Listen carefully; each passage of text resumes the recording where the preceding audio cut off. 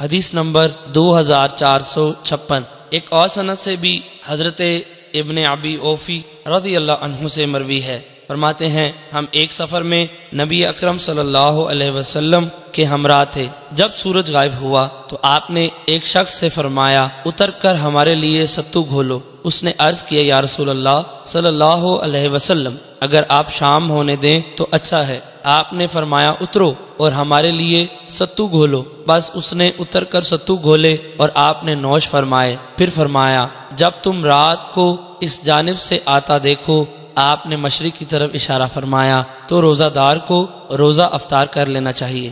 حدیث نمبر 2457۔ ایک اور سند سے بھی حضرت ابن ابی اوفی رضی اللہ عنہ سے مروی ہے، فرماتے ہیں رسول اکرم صلی اللہ علیہ وسلم کے ساتھ جا رہے تھے اور آپ روزے سے تھے۔ جب سورج غروب ہوا تو آپ نے فرمایا اے فلاں اتر کر ہمارے لیے ستو گھولو۔ اس سے پہلی حدیث کی مثل ہے۔